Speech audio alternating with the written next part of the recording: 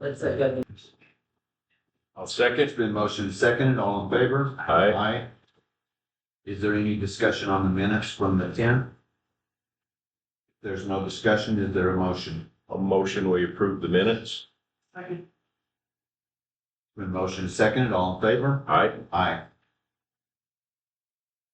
We will now open this time up for public comment during this portion of our meeting. We welcome your suggestions, want to hear your concerns. This is not a question and answer period. Speakers will be limited to 3 minutes. The county commission is not able to act on matters discussed during public comment. Speakers are requested to state their name for the record. Anyone?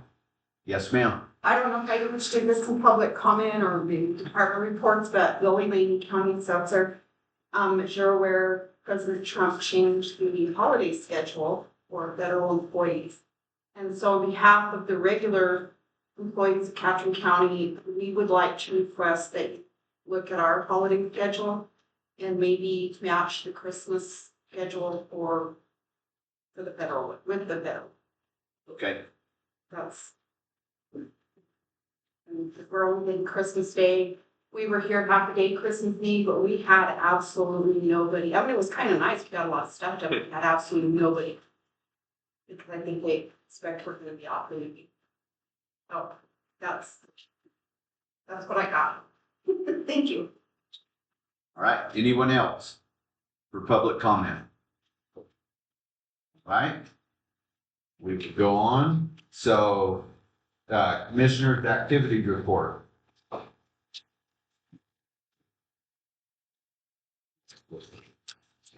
Okay. So, seems like there's a lot going on, that House bill, I forget the number, I forgot my notebook today, but the one that is to delist the Mexican wolf, that's the GUSAR bill, is moving through. We should hear something on that in the next 10 days to 2 weeks. So it's been making a lot of progress. And then, just this different stuff, great for the moisture and stuff. And that's about what I have to report. That's the big thing going on for now. Are you ready? I'm ready. Okay.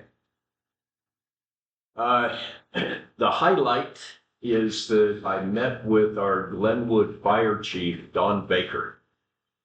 And Don had a series of items that he wanted to cover with me, but the main point that I'd like to bring up is his enthusiasm. He has jumped in with both feet and doing some wonderful things at the Glenwood Fire Station. He showed me the maintenance programs that are being implemented as they should on the trucks.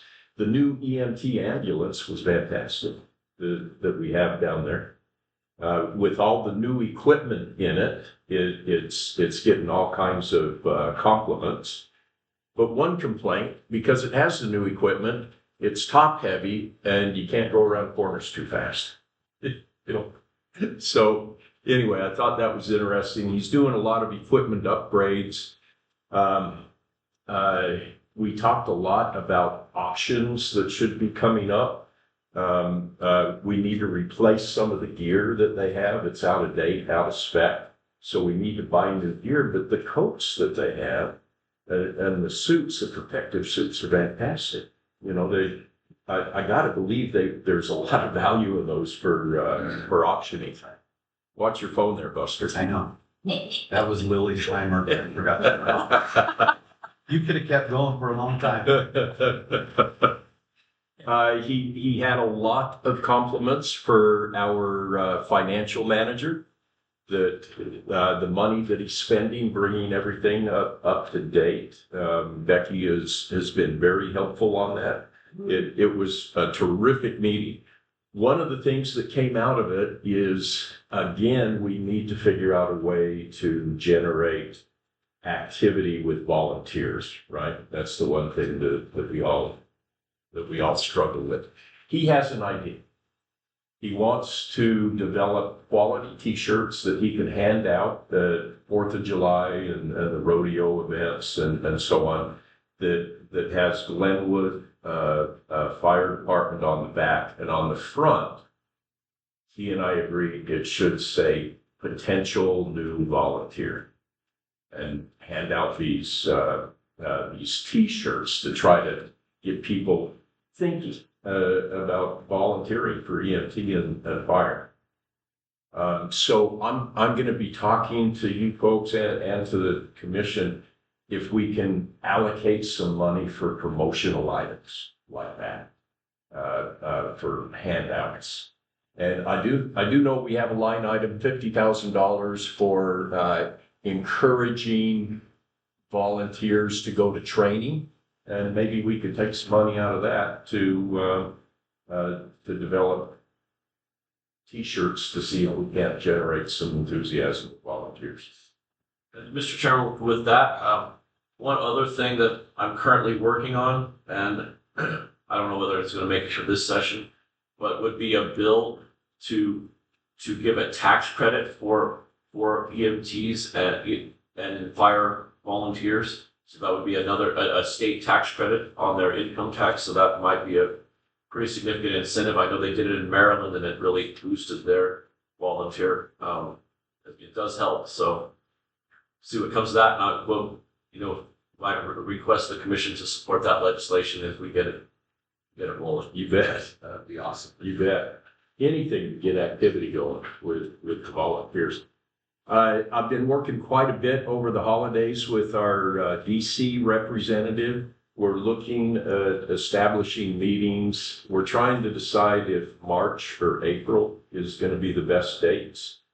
Brian Nesbeck from Fish and Wildlife, Tom Schultz, U.S. Forest Service, obviously Fish and Wildlife, the Wolves, U.S. Forest Service, Timber Sales. We're also going to meet with Energy and Natural Resource Committee members, talk to them about the importance of the bills they're looking at that's going to affect the county. And I'm going to say this publicly. I'm not going to encourage our commission to meet with Senator Heinrich's office or Gabe Vasquez's office.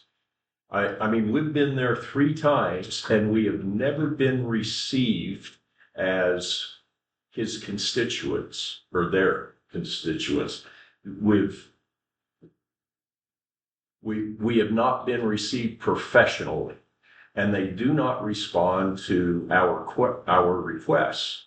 Now, Senator Lujan, that's a little bit different. He treats us well, and he does take what we say seriously, but I mean, it's up to the commission as a whole, but I think we're wasting our time dealing with Heinrich and Vasquez. And I just want to say that publicly. It's been a real frustration for me. Anyway, we're working on that coming meeting, and they have always been very productive for us. We get a lot of support from other states, right? Not so much from New Mexico, but Well, the bill that Audrey was talking about was basically generated from our meeting back then. yeah, and it came out of Arizona. Yep. Yeah. So I have a question, Dean. Where's that, whenever you met with the governor and she said she'd help us with helping to mitigate the wolf issues, where'd that money? Have you ever heard anything back yet? Big black hole. I have to contact the governor. You have to go through Caroline, her senior staffer, and I've sent her at least 3 messages, and nothing's coming back. We tried to go through Priscilla Lucero and the COG to request that money through channels that she could help us with. That ran into big dead ends. So, I mean, I'm not giving up, but we've reached out through the COG and directly to her office, me 4 times, and I don't know how many times you've discussed this with Priscilla. Yeah, so we couldn't apply for capital outlay because capital outlay is for tangible items, not operational funds. So what Priscilla recommended is getting with Crystal to actually draft a bill. And that takes time, unfortunately. far more than what we had in that small time, allotment prior to legislation. I'm convinced that the governor was sincere about her statement that she would not veto any bill or any request that we put into her office. But getting the request to her office is where the challenge has been. I'm glad you're here, Mark. I've been hearing a lot of compliments and positive comments about the road crews in District 3. As you know, we had some flooding before the holidays, and the road crews did a fantastic job and still are. So I appreciate that. This commission has always made it a point to stay off of social media. The few times I've gotten onto social media in response to some of the complaints that are out there, my comments are twisted or misconstrued, and it's just been better not to get involved in that. But I'm beginning to change my opinion. After looking at some of the more recent points on social media, I think we need to respond with one sentence that says, please call your commissioner to get accurate information. Where all of these negative comments come from, I mean, usually rumors have smoke that's associated with the rumors, but these comments are just coming out of midair. So that's what I'm going to try to do in the future, is just encourage that they call the commissioners to get truthful information. Final comment. I spoke with eight other county manager and other commissioners in other counties about the insurance association and our lack of involvement. And I got an education. We need to be involved in that. And it isn't that difficult. We won't be sitting on the board. We will just be members. So once a year, you go to a meeting, but you're able to vote and you get information from the board, and you can help make decisions for the county. I spoke with Deb. The next meeting is in Santa Fe on Tuesday. Tuesday or Wednesday? Tuesday. So you did get all the information on that? Are you going up? Deb is. I can't go. I'm going. You're going? Probably not to the pool meeting. Not for that meeting, but like I'll be up there for some. Oh, good. Yeah, so we will get involved, and I see it's not on the agenda, but at some point we will have to appoint who from the county is going to be the member. I was told that it used to be primarily commissioners that would go to the meetings, but now it's 90% county managers. Sorry, Deb. And I told you yesterday, And Bucky used to go to yeah, the meetings. yeah. So anyway, we'll talk about it more, but it's something worth discussing. Yeah. Hey, where's the, and, cause I didn't bring this up. I figured you would on the CLA, but the mapping and stuff that Karen Beckfallen was wanting, isn't that all complete and they were super happy? It's been crickets. I haven't heard anything on that. So it tells me no news is good news. They must be happy. Well, kudos to Lily's office for getting that done with Alex and the locations. That was a big thing. Alex, Davey. Or Davey. Yeah. Because they were wanting to see where, if they were really close to residences and stuff. So with all the confirmed kills, I know it was probably a lot of work for her office, but thanks for doing that. I know BC is very, very excited about that. And I've got to tell you, the times that I've worked with Alex, I have never worked with somebody that knows their software better than he does. He is very efficient and fast. That's the trait for those people that do mapping. I think they're all the same. You're a special person. Yes. We are gonna have a CLLA meeting.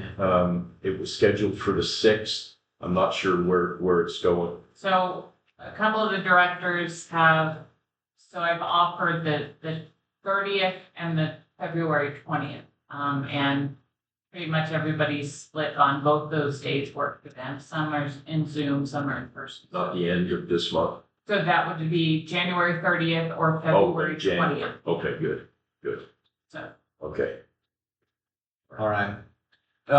We have most of the departments represented here today, and so for my commission activity report, I want to thank everybody. We had lots of different things happen within the county in 2025, and I'm just gonna say, I'm grateful 2025 is done and gone. And so I'm hoping that 2026 will be a new chapter for the county and a new chapter for everyone here. Because it does, it takes every single one of us trying to work in unison to help the county go forward. And it's sometimes a hard deal. It's no different. And of course, since I'm a coach, I bring it back to basketball. But no, trying to get multiple personalities and different viewpoints to head in the same direction is sometimes the difficult process. And so I'm just grateful for everyone that helps to move the county forward, because we have a special county here. And I hope that we are able to do something here that is a gold standard for other counties, and we don't do things just because that's the way it's done in government and other places, but we do things here because that's the right way to do it. And so I hope that we can be an example in that manner, and just looking forward to 2026. And I just want to thank my fellow commissioners as well. Thank you. All right. So Rambert is not with back of me. I don't think there is anybody here from the Forest Service today. I know that they did contact me this last week. They are going to be doing a burn by Luna. So if you see smoke there, you'll know that it's supposed to be a controlled burn. Just send. Okay, and now we will turn the time over for manager report. Thank you. Mrs. Muller. okay, I will say we've been very busy. One thing that our office has completed, and Mark, thanks Charlie for kind of dealing with this for as long as she had, but we had an ongoing issue with our closed landfill sites. And we've been in non-compliance, I'll put it, with state environmental. So we've contracted with Park Hill that they've guided us through that process. Mark, would you like to speak on that at all? No? Okay. I don't want to steal your thunder. I'll say it, I'd Mark. like to say, these landfills have been there for years and years and years. And mainly we're talking about Dow and Kamada. Well, most of you probably don't even know where Kamada landfill is or Dow. But anyway, the Bureau was after us to fence them, control erosion, mainly that, just take care of it. The cover's gotta be good. So it's gonna cost us solid waste quite a bit of money, and I don't know.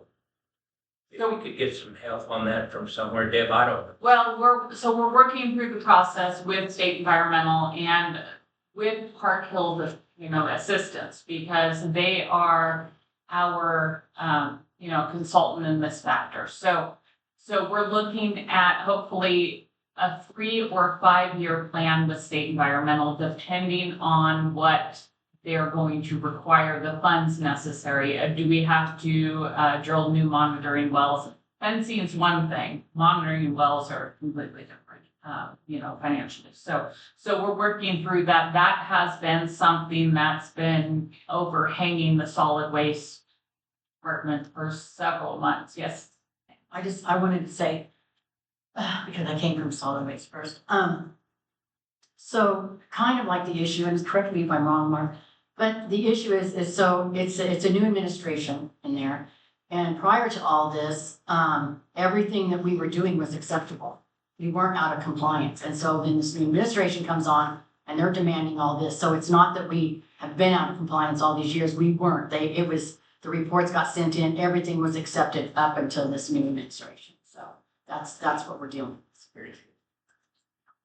Thank you for that. And so the point is, I think we have a great path forward. So with the help of Mark's staff and Park Hill, we've kind of, everybody's communicating well, and so we're moving forward. But the other thing that and these people are not mentioned in any specific timeframe, with the exception of the date they came on. So I am happy to report that we are actually fully staffed for the first time. I'd like to introduce Craig, if he could stand up. Craig is our wildlife investigator. He took Sean's spot. So Craig came on in mid-December, and he's going to be very, very busy here. No, I hope he's not. I hope you're picking up trash on the side of the road for the county, because it's to stay busy. But Craig, did you have anything you want to? Oh, I just want to say I appreciate the opportunity to serve the county in this way, and I'm hopeful that I can continue the professionalism and integrity that the previous wildlife investigators for their meetings with this. They did an awesome job, and I'm hoping we can do the same. So, We appreciate you being here. Yeah, make a comment. Craig, the CLLA is considering changing our bylaws to start paying for gray wolf depredations. right. So it's not just the Mexican wolf now. So I hope you're picking up trash on the side of the highway too, but I think you're going to be busy. See, it's, Yeah, we don't want to see gray wolves down this far. they may be present already. Thank you. So the next employee I'd like to mention is Lou. Everybody knows Lou, but Lou is now the executive assistant to the county manager. She produced her first agenda that Hayden commented that was so short, except when we reduced the font, I guess. So I don't know if you would like. I just want to say thank you for the opportunity as well. I've served the county in many different ways, but I really think that served in this way. It's been an awesome experience. Welcome aboard. Yep, glad to have you back. You're still working with old people, so it hasn't really changed. Shit. Sorry. Strike that from the record. And our final introduction is Jen. Jen comes to us for the DWI program, so we are super excited she's here. So it's something, as you well know, it's been vacant since May of 25. So she spent, unfortunately, her first day, she works Monday, Wednesday, Fridays. Her first day was cleaning that, that office to make it, habitable. Looks real nice. Stop in and see. There's all kinds of jokes out there about a person's first day at the desk that was left by the other employee, right? Have you heard those kind of jokes? Okay, I'll tell you when we're in private. I think we could all tell it. That concludes. All right. I have a question. Is Stantec still meeting with you quarterly, sometimes monthly? I want to say they just sent an email requesting Mark, what is that, every 2 weeks? Well, no, it's once a month. I'll get, next meeting is February 5th. Yeah, saw it today. Can I get an update on the Mangus Lane engineering? I understand that it's been complete for at least 4 months. Do you agree, Mark? And So it's supposed to go out for bid for pretty shortly. yeah, some of the more involved citizens that live on Mangus Lane, the property owners, they'd like to see the specs, see where the drainage is going to go. Were we successful with the Colonius bid to repave the road? I haven't heard Yeah, I anything would on have to Colonias, and that would be, Vince. Yeah.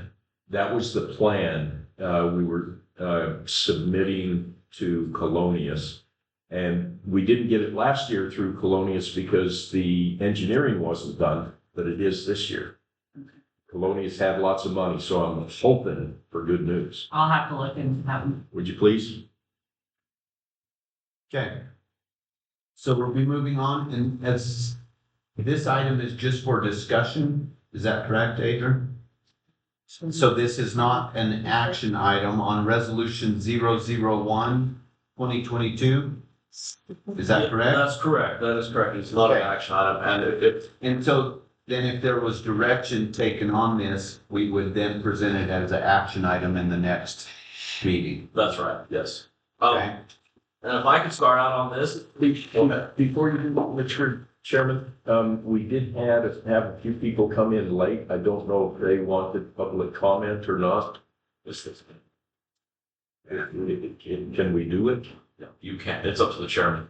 Would you be able to allow 3 minutes? Mr. Crofter, did you have a public comment? I want to thank you, Commissioners, for that job. Somebody's got to do the dirty work.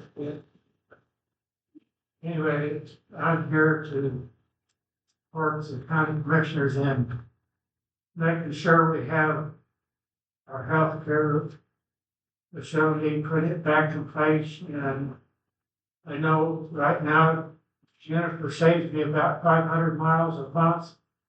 The procedures I need to have done, I don't have to go to Las Cruces. And also the procedures in Silver City, but the clinic is pretty near and dear now that I'm in my 80s and need more help.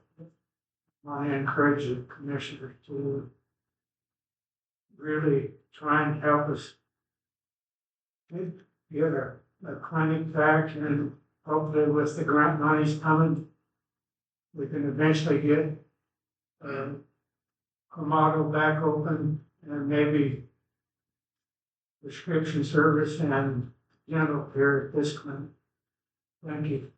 Yes, sir. Thank you. Okay. There is nobody else, right? All right. Thank you. So now we will open the time for discussion relating with the travel policy. Adrian, if you'd like to begin. Yes, Mr. Chairman. So, yeah, we had some issues over the per diem versus actuals in the travel policy. And, I like to say, that confusion's on me. I thought I was much smarter 6 years ago than I was now. And I'll tell you, the statute reads like formal stereo instructions. I mean, it is, every time I could look at it now and then, like, who in the world wrote this? It confuses me every time I read it. The policy is based on the statute. So the bottom line answer is that both salaried and non-salaried employees are eligible for per diem. So that is, they can obtain the per diem. Now, you can't do both or do mix and match, but that's the bottom line. And the confusion is is definitely on me. But that is the bottom line under state law and our policy. Now, let me say this, under our policy, in order for salary employees to go for per diem, that requires county manager approval. That is something the commission can change. The commission can theoretically, if on per diem, say, all right, no salary people get per diem. That could be a policy change, but the current policy does allow for it, as does the current state law. Again, you can't mix and match. So there's the bottom line. Okay. Becky first, and then Lily will. I'm gonna disagree with you on one thing, Adrian. It's not, I don't think it all falls on you, because I felt the same way when, to me, that policy is just contradictory all over the place. And so I would like to see it written a little bit more explained out, because it's confusing. I mean, you read one paragraph and then you go down and see another one and that's what prompted us to even start like, hey, what does this mean? What does this mean? I think we could write it in a more clear way. I think the policy is written exactly like the statute, which is horrible. And, usually when you do a policy, you want it to reflect the law, but the law is written so bad that it might be better just to say, all right, bottom line, and make it crystal clear, in Right. plain English rather than reflecting the statute, because the statute is terrible. Lily? Well, I just want to say that I think that after I had talked to Adrian too, because we went through this 6 years ago and came out with basically the same answer. All of this confusion, I think, could have been avoided. There would have been a little more due diligence before it was thrown out there. And we were told, well, here's what you can do and you can't do, but wait, no, then you can do this and you can't do that. So I think my request would be for that. Whatever we're gonna do, it should be the same. I don't like that it separates salary from elected or from, I think it should be straight across the board. And I want clarification publicly, because Becky, we worked out a deal basically where I was just gonna take the card and do actuals, because I'm not gonna come back and bring receipts and figure out if I owe the county $20 off of, do you know what I'm saying? I don't think that's how it's supposed to be set up. I think you get your mileage and per diem, and if I wanna stay at a fancier place and eat cheaper meals, that's my choice. If I wanna stay at a dive and eat at Red Lobster, I think that should be my choice. And so I would like clarification that if we do the mileage and per diem, we don't have to come back and do this accounting. If we do the actuals, then yes, I think we would need to bring the receipts. But that's where I think a lot of the confusion that I think shouldn't happen to start with, but anyway, that's what I'm asking for. And I think that's I think if you receive if you receive per diem, you shouldn't, you get a flat rate and then that's up to you how to spend it. So you don't have to do receipts for that. Your actuals, you have to bring back receipts. Regarding the salaried and non-salaried, I think that makes complete 100%. There should not be a differentiation between the two in the statute. I mean, in the policy. That said, the statute differentiates between the two, so it does have to reflect that statute. But I don't understand why the statute differentiates between the two when the answer is the same. I swear to goodness, it blows my mind. So I don't know that answer. But we do have to follow the state law and make that differentiation in the weird way it does. Why they did it, I don't know. Which is fine. So can we go back and do our stuff now, or is it too late? Just left with. Well, it depends on. We've done if you it can twice already. Get a checkout. Right. We've already. So right now, basically what we did, because we thought it was this other way, so right now, the departments are just not chose to, because basically we told them they had to, in that sense, unless they wanted to do actuals, they had to, it's all on the county credit card. So the rooms and meals and all that are gonna go on the county credit card for this legislative meeting. Right. Even the meals? Well, you guys got an advance, so yours isn't. You already got an advance. Yeah, it's confusing. I We're told we Okay.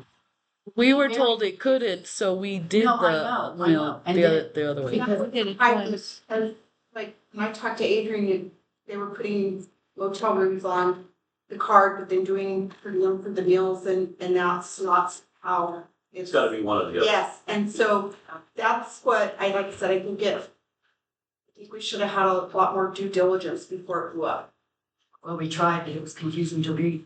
Okay, who sets the amount for per diem? Department of Finance Administration. I They set that. have a copy in here too. Okay, Yeah. So, okay, so, and I'll tell you my opinion, all right, and it probably will not be a popular opinion. Because basically we're faced here with two choices, right? And now we have it, so it can't be a mix or match. It either needs to be per diem or actuals. And we need to decide, and I would rather have a policy where we're not choosing and we don't have one department say we're doing per diem, one department say we're doing actuals, and we just have it. Wouldn't it be simpler if we had it set as a county? This is what our policy is, and this is how it's followed. Here's where my deal, and I want you to tell me, and I understand the argument on per diem, and then if I go, or even if I pack my own lunch, that's my own deal, what I do. But I also don't want to get in an area where we're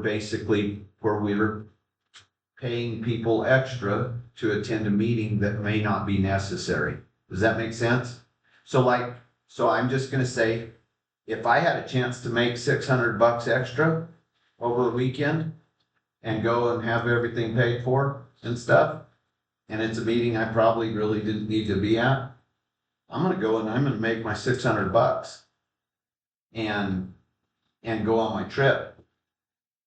But I know that if it's actuals and stuff, I'm probably gonna be thinking, okay, can I just zoom into this meeting and get everything accomplished that I'm gonna be able to get by going to this meeting?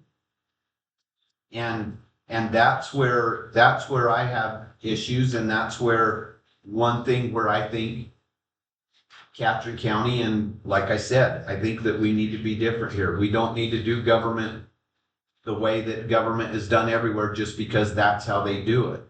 I think that we should make correct principles and correct decisions here. Okay. Lily was first, then Kimberly, and then. I totally agree with you, but you have, and then that's, I think, Adrian can correct me if I'm wrong, I think that's why we had the policy to start with, because we had an elected official that was going to every meeting that they could possibly go to, just because. Right. But that's why you have your department head has to sign off on that. I'm not gonna send my people to a criminal justice reform meeting. I mean, I'm just not, we don't. Then the county manager also has to sign off on that. So I think, like, when you had the treasurer going to finance stuff, I think that was totally inappropriate. And I think that should have been stopped at the county level. But that's why you have those oversights in there. So you don't have people that are just going wherever they want to go for whatever reason. If I put in as the assessor to go to a sheriff's meeting, I would expect to be questioned why. If the sheriff puts in to go to an assessor meeting, I would think somebody would say, no, I don't think so. You know, it doesn't have anything to do with your job. So I think there is oversight there. So I mean, I'll be honest with you, the meetings that I've gone to, I have never made $600. I don't know where you're going, Guster, but I'm like, yeah, you know, that's. I'm just throwing it, I'm not basing my figure on. No, I'm just saying that that's not, you know, even like the board of directors pays very well for us to go to meetings, and I've never made that kind of money to, a lot of times, I've put in extra of my own to cover stuff. Because I haven't wanted to stay at a dive, or I haven't, you know. So I think there is oversight in our policy, and our forums even have to be. And I think, I mean, that part is correct. It is truly up to the county manager and the elected officials to say, no, you can't go to this training, or you know what, we don't have the budget for this training. Just, you know, even if it's a good training, if you don't have the money, then it can be denied. So trainings can be denied on an appropriate basis. That is correct. Okay, Kimberly was next, then. So I feel I'm kind of with Lily on this a little bit, because, most of the time when we're going out somewhere, especially if you're not an elected official, if you're just someone who's working in the offices, you're going for training, you're going for education, you're going for the New Mexico Edge classes, and that's time away from your family. That's time that you're spending at your job. I mean, I know that a couple times when I had to go up to Albuquerque, I was leaving on a Sunday. I didn't get paid for that Sunday, but I did go, and I had to drive up there because that class was on Monday morning, and having to do these classes that are nerve-wracking, and you want to do a good job, and that time away from your family. And then also you have like, oh my gosh, I have to make sure that I have all of these receipts and everything put together. That's a lot to put on one person who's just going up for a training. And I think especially when we want an educated workforce, that knows what they're doing, how they need to do it, and I think putting extra on them isn't necessarily fair. And if that is gonna be the case, then maybe you guys also need to look at your, paying overtime to that person on a Saturday, or a Sunday, if they have to go up and be there by Monday.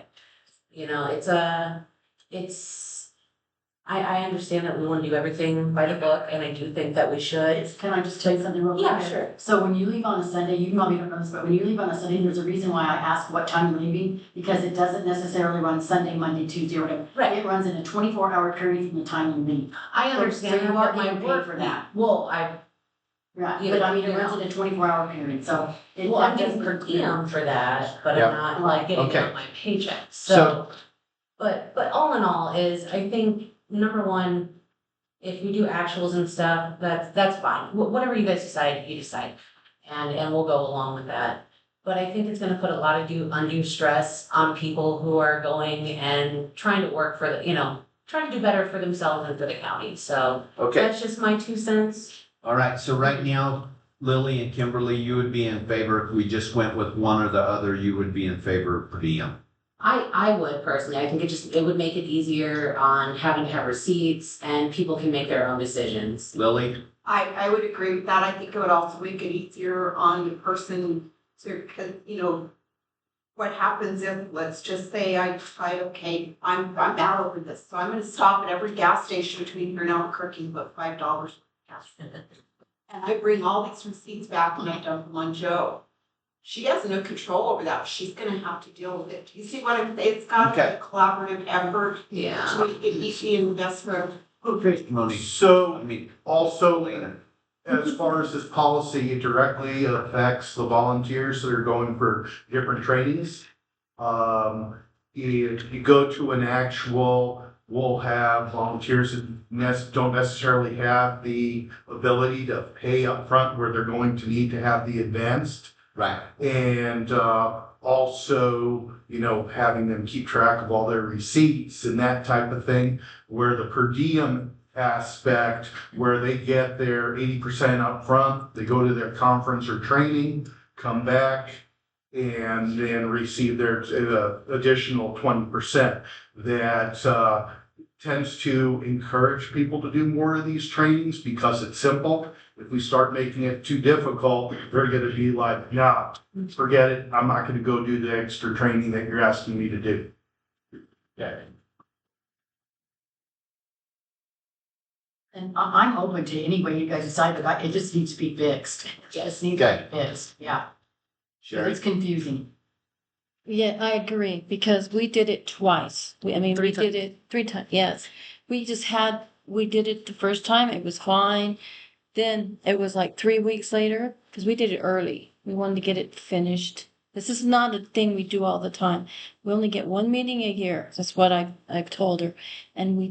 So that 1 meeting has to cover a lot. So it's our edge classes, plus it's also going to find out from our affiliates what the differences is in the bills, and it's a lot of education for us. So we don't just go every time there's something to do. So it's not something fun for us. We have a family. This is hard. And so it's just 1 time a year. We're not trying to steal money from the county or make a buck off the county. We're just trying to get it done and get it done well instead of, it's a hassle. We did paperwork. Every time we turn around, it was something we had to change. We had to fix this. And I got 3 different versions of them trying to get us in line with policy. yeah, When, it was fun. All right, it was so, hard. but even within that, so there's checks and balances within the manager and the department head signing off on a meeting. And then plus that, you have budgeted so much, right? It And comes so- out of our budget, And yes. so it can exceed that, whether or not, or it have to come back to the commission to be approved under some special circumstances. So we do have a lot of different checks and balances for there to not be unessential meetings happening. Now, there is a context in which the thing where you're not supposed to blend actuals and per diem, I have a little bit of a problem with, in that, just for example, I had some road crew guys go out for, training for driving. And, these are guys who can't pay for those rooms themselves. So we actually had Mark come in, we got his rooms booked on the BMO card, we did everything. And then we just paid per diem for their meals. But now I'm realizing we were actually out of line with policy. So, Okay. question mark. But the way that the per diem works, and tell me if I'm wrong here, because I have not used it myself. I haven't even turned any mileage or anything in myself, so I have no idea. But on the per diem, like, if you submit per diem, you're given partial upfront. 80%. The So- thing is, Buster, that 80%, when you get that, you've had to make your room reservation probably 2 months before this. Or you And won't have so one. what people were doing was using the county credit card to reserve the room. Then when you went to the meeting, you just paid cash or whatever, and it took it off the county credit card. Okay, And so that was, I think, what Joe's getting at, because a lot of people don't have the $180 or $280 to be sitting out there for a motel room for 2 or 3 months to go to a county thing. So they just reserved it on the county card, and then when they went in, they took it off cleared out the card with cash. And so I think that's where Joe's going with that. That's what. Well, partially, but with the road crews, no, we just straight up paid for the rooms and gave them food money, okay, but which would now there, I'm realizing was outside of policy. okay, but would there be an issue, or could policy be made in the fact that the county could reserve the rooms on the county credit card, but that they would be taken care of by the individual with their per diem money when they got there? That's what we usually So- do. That's what we usually That's what do. everybody Yeah, did. then we had to Okay. change it. Yeah, we put that in policy. Okay, so that could be written up in policy. All right. So, I mean, I can see the general direction that this needs to go, just so that it's straight here. So it looks like we have lots of money out there, but the truth is it's all going toward that hotel room is what it's doing. But we have to do it early or we won't have a room. Exactly. Especially for Santa Fe. Yeah. Yeah, there's a different price for Santa Fe. All right. I do have a question, Adrian, this would be for you. Just for clarification, on the, there was one point in one of those policies where the word stated, so let's say somebody wants to do, somebody wants to pay for their room themselves and everything, but the state, so like say Santa Fe will cover $249. That person gets a $300 room, do we have to give them $300 or it stops at the $249 and they pick up the rest of it themselves? There is a cap. There's a cap on the actuals. Okay.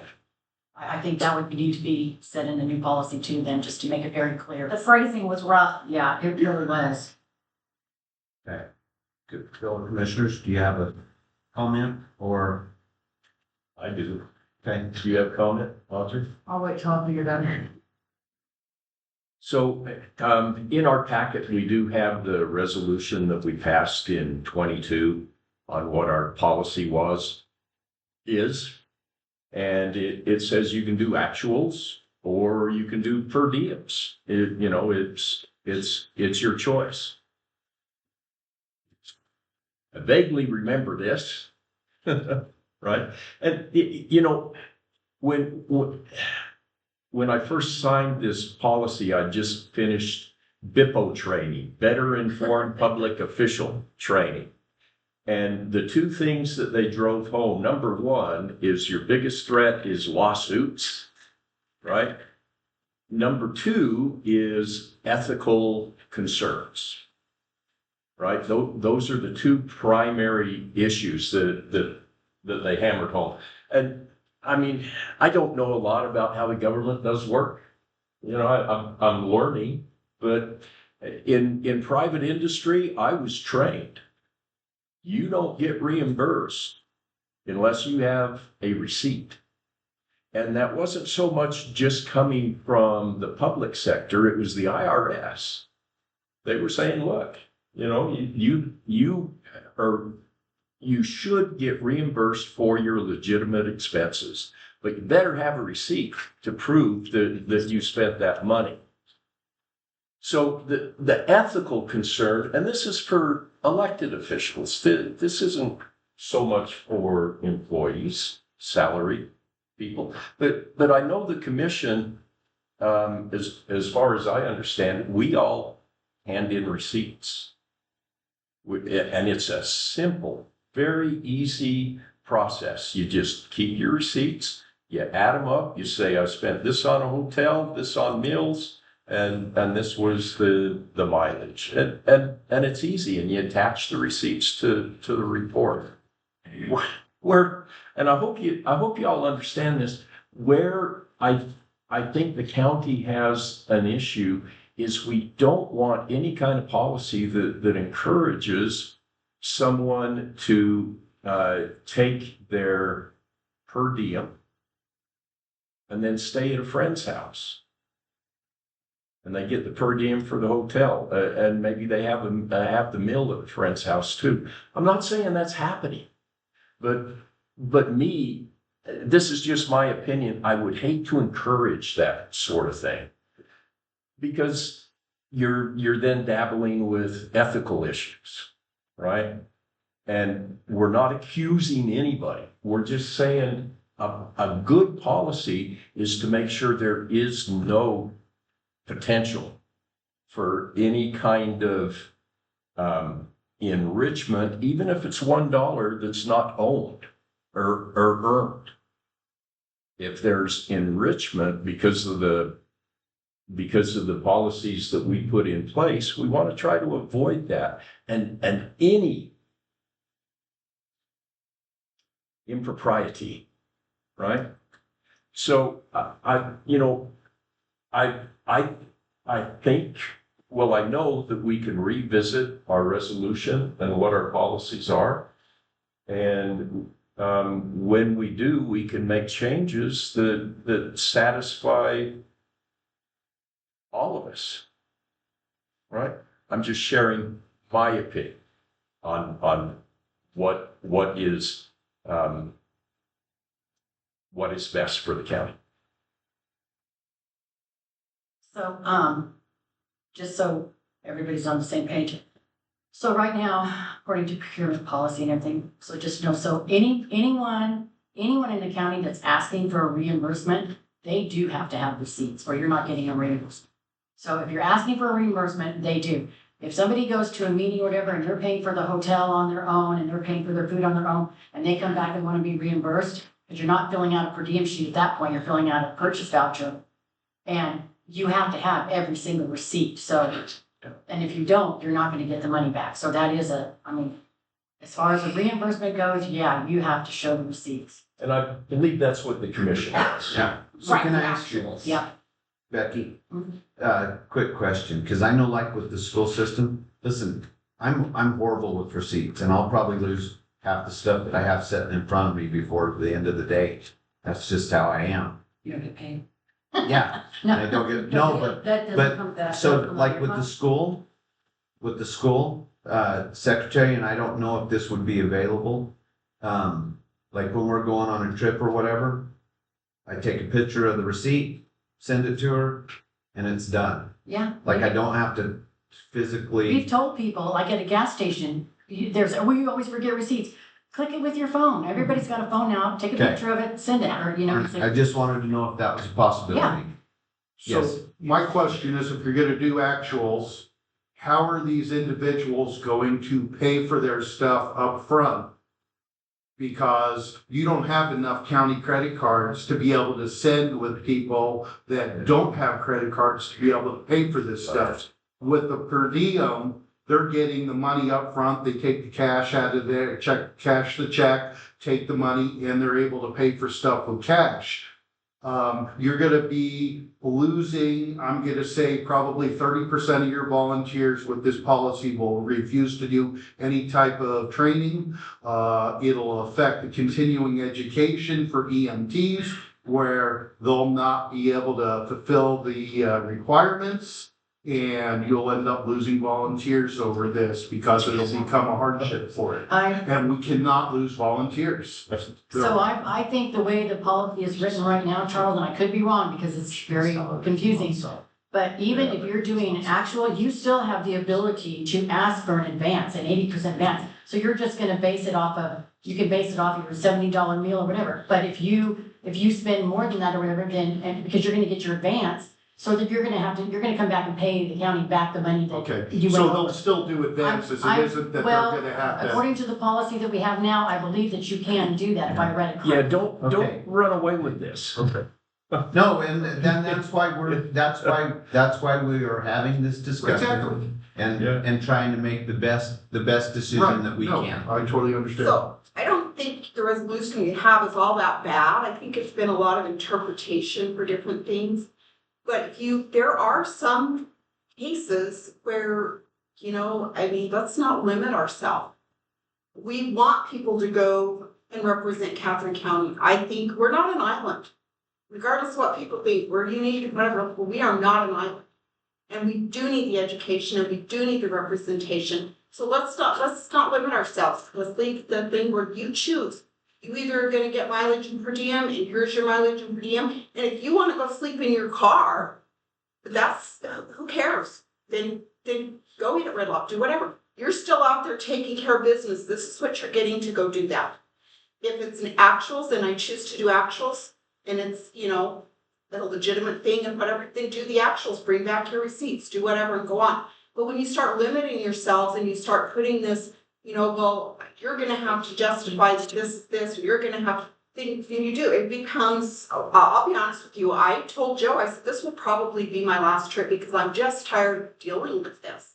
Everything blows up, it doesn't need to, and we need to We limit gotta calm ourselves. down. You did not hear the commission say that we're gonna stop per diem. No, I'm just saying that we need to just not limit ourselves. It's not what we're saying.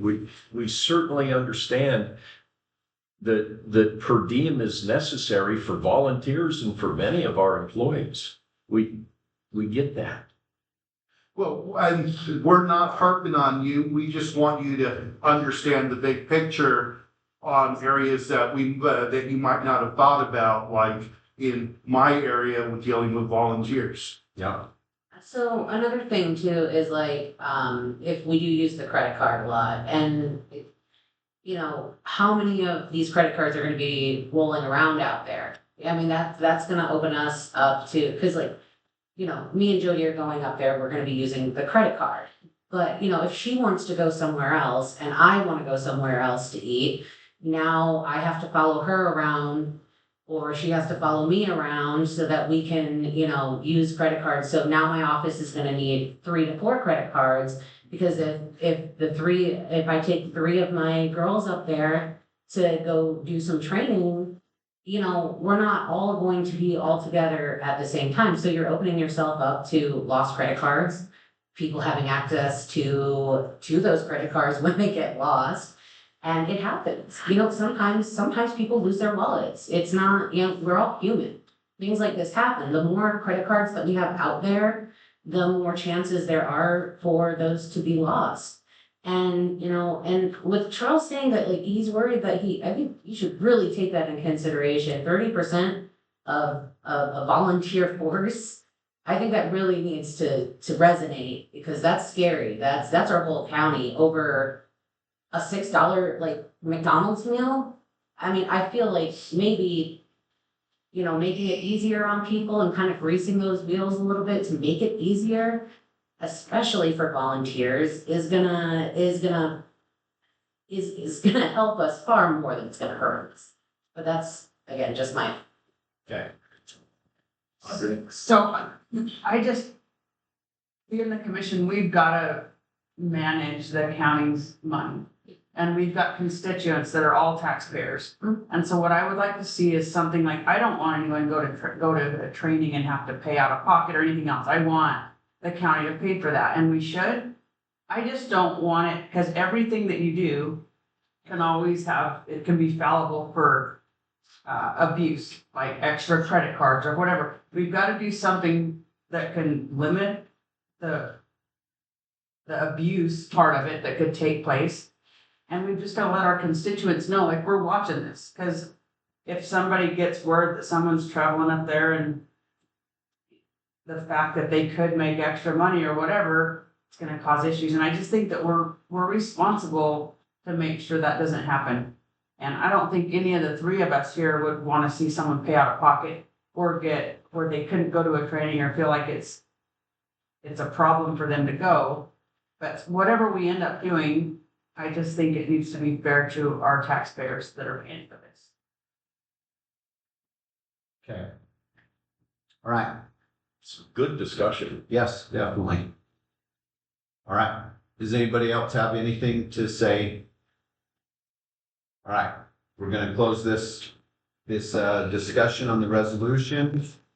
And anyway, we invite you to, I think that this is on for executive for us to discuss as commissioners. No, Is sir. all of it? No, it's not. It would have to be next month. Right. Okay. All right. Anyway, if you have other concerns or other things that come up, please contact each one of us as commissioners so that we can go through those things and process it. I think we All right. should make note to add it for next Yeah. executive session so that we can discuss it. It's not public for executive Okay, session. okay. It's, So what we Okay. need to do is just put it on for the next Next action one. item and like reach out to us in the meantime so that we can come up with to solve it so everybody's on the same page. And we can clean up the resolution that goes back to 22, Yeah, make it easier on everybody. so everybody knows what it is. All right, moving on to action items. Does anybody need a break? Are we good to keep going? Okay, let's rock on. Action item, consideration of resolution 27-2026, appointment of chairperson and vice chairperson of Catron County Commission. Open the floor for discussion. I have a nomination. When you're ready, no discussion. Okay. Sounds. I would like to nominate Audrey McQueen as the chairperson for this coming year. I'll second it. You accept? So any discussion? Okay, it's been motioned and seconded. All in favor? Aye. Aye. Audrey, you got It's been vote. voluntold. Okay. Switch me computers, sure. Hey, you can. I don't know, I turn it up, can I turn it off? No, I'm the chair and I want you to finish your meeting. No, Audrey, Buster and I are tired of sitting next to each other. That's right. You gotta get in the middle. Okay. That sounds sick.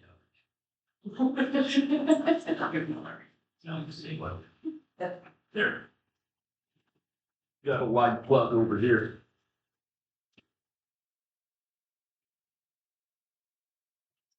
Get along the floor.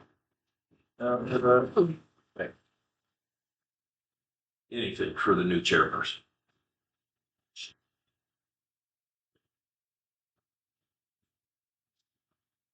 Now, you are gonna have to give us leeway when we incorrectly call you chairman. Okay. You right on. It's just out of habit. Oops. That chair's miniature, huh? Yeah. That's why I decided to go ahead and start the meeting. If you wanted to be a Do they need to do vice chairman? chairman, vice chair. I motion that we leave vice chair, forward. I'll second. Okay. You gotta do motion and second. Oh, you gotta do that. Oh, yeah, I'm the chair. Yeah. Okay, so it's been motion and second, all in favor? Aye. and Madam Chair, we do need a motion to approve the resolution as drawn. Okay, okay. I'll make that motion. All in favor? Aye. Aye. Okay. So, moving on to action item B, consideration of resolution 28-2026, Open Meetings Act. Madam Chair, members of the commission, this This resolution sets forth annually what is required for notice, which means publication on the website unless you want to change that notice, as well as when the meetings are. There's been no changes from last year unless you would like to change the meeting times or notice requirements. I'd recommend approval as is. I have a. Give a look at that is. Yeah, so I'll motion that we the set times as is. I'll second. All in favor? Aye. Aye. Okay.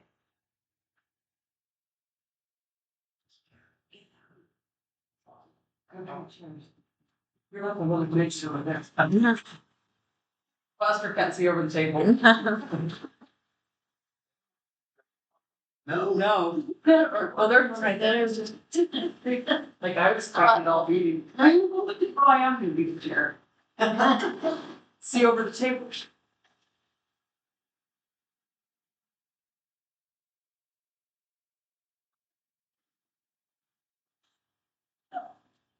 This is real nice. There we go. All right. Okay, so moving on, action item C, consideration of resolution 29-2026, inspection of public records. Madam Chairman of the Commission, this item is required to be adopted annually by the Inspection of Public Records Act, and it does two things in this resolution. One is to designate, you're required to designate a custodian of public records, and that's the central person who record requests go to. This is important because, as you know, IPRA is a mess and there are huge penalties for not complying with it, and everyone now is bombarded with them. The current practice is to designate the county manager as the custodian, and what that means is that IPRAs flow through her office, are tracked as far as time periods, and then are responded to through her office. That doesn't mean she has all the information. She, for most of these are in the sheriff's office. She has to go to the sheriff's office and get the information, or request the sheriff's office to provide it. But it's central. This is to determine where it's centrally tracked from, which is important. It's important also to distinguish these are public records under the Inspection of Public Records Act, are governmental records. These are not records that are held by the county clerk or the assessor for property records. Those are not governmental records. And the custodian would not be the custodian of the clerk's records, because those are not governmental records. The clerk does that, and it falls under an entirely different law. The second thing on that in this resolution is I did differentiate between that, which under the Records Act, the clerk can charge for doing a search, whereas in the Inspection of Public Records, or under an IPRA, the county manager may spend 40 hours working on an IPRA, but she doesn't get to charge. The taxpayers have to bear that burden. So I believe that the current charge is $25? I want to make sure that's right. Per hour, per staff hour. I have no idea. I think that's an appropriate charge if you agree. I would agree. That's because it's It's not IPRA, this is for recording it. recording. If someone says, please find my deed, then you can charge them $25 an hour to find it.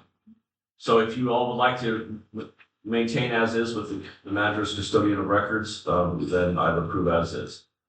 And that's how it is now. That is what it is now. You can change that. Can I just ask something? So, I mean, I know that $25 an hour would probably be appropriate for like We a actually, wage or whatever, but We when don't. somebody's requesting this, it's also taking away time from what you're normally doing, right? Well, I'm just asking as a discussion does. item, why wouldn't it be $50 an hour to reimburse because basically you're causing the county undue labor. And that is the absolute, that could be said at something, if you believe $50 an hour is reasonable, and the clerk does, that we could make that change. Now, just keep in mind, that is not for IPRA requests. That's IPRA requests, we have to do it for free. Yeah. And We have to do it. until the legislature changes that, Yeah. I mean, it's really, really frustrating Okay. considering that you get these requests from some guy in his mom's basement who's trying to put stuff on YouTube for the sheriff's office somewhere in, some other state, and the taxpayers of this county are bearing the burden of that cost. Okay. That is the law. So unfortunately, that's what I was directing. No, it's only for if you need to find a deed. and or- we have, I think I had 3 in one day. I mean, it's like they come into my office and I send them out to the manager. It's in per request. It's crazy. Well, yeah, so unfortunately, this is not approval. Cost is only for records. The infra, there's no cost. So you're saying like if I walk down to your office to look for a deed, We just usually charge you for the copy. okay. That's how we do. If you come to the office and look for a deed in her office, that's completely free. You can go, you have every right to do that. Okay. It's for, let's say, a title company in Maryland calls and said, I need you to find this title, this deed from 1905. And the clerk says, all right, I can find it for you, but it's gonna be $50 an hour, No, I think that's probably legit. or whatever that amount is. So this will probably help you. Remember, this is non-IFRS, somebody just looking for information. We've got 15 an hour for mapping, and for retrieval of general electronic data, right? $10 an hour for postage, 350 for GIS data disks. Right. But Which are that's non-IFRA. non-IFRA, and we get so few of those. We get a lot of copies of people's deeds and stuff, but we usually just charge them for the copy. Here's Like, the I think it's 50 cents a copy. That's reflected, that's 50 cents a copy. Yeah. So We so you don't do wanna title change that- searches. That cost? We do not do title searches, and that can get kind of mixed up in that. Because a title search,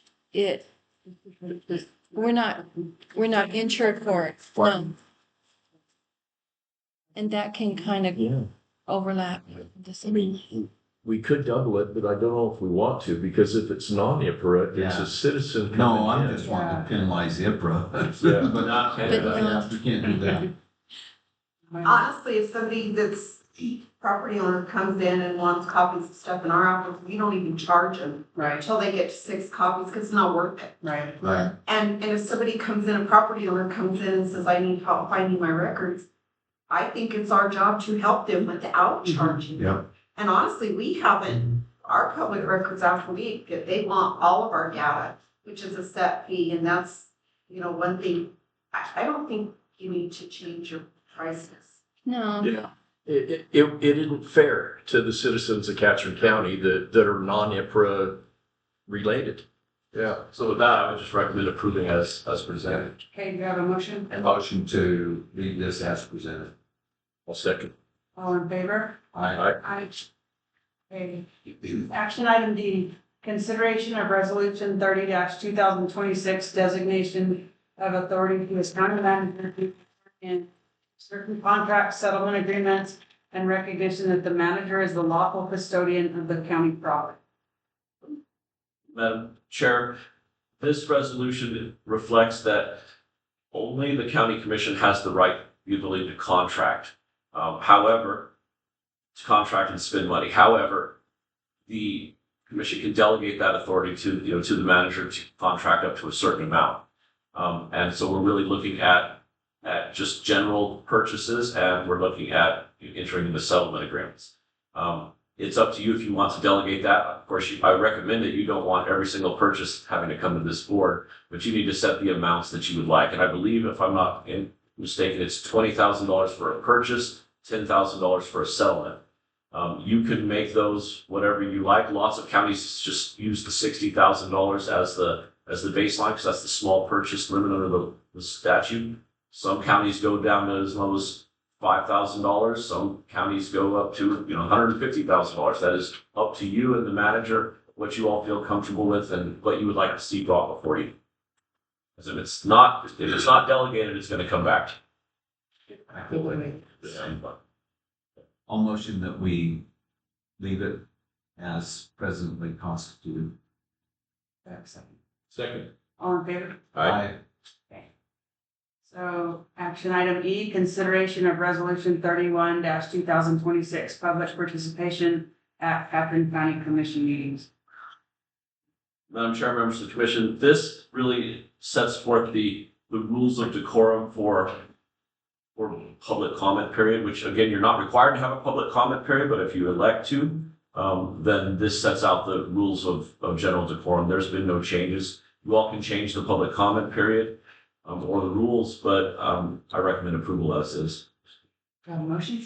Yeah, I'll make that motion. I think what we have is working well. Okay, second. I'll second it. All in favor? Aye.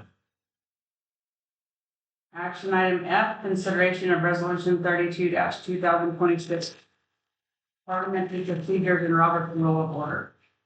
Madam Chair, members of the commission, this is another resolution that's required to be considered annually. And it sets forth that Robert's Rules of Order will be a guide to this commission. That said, it's not the exact, you don't have to follow it exactly. It's a guide.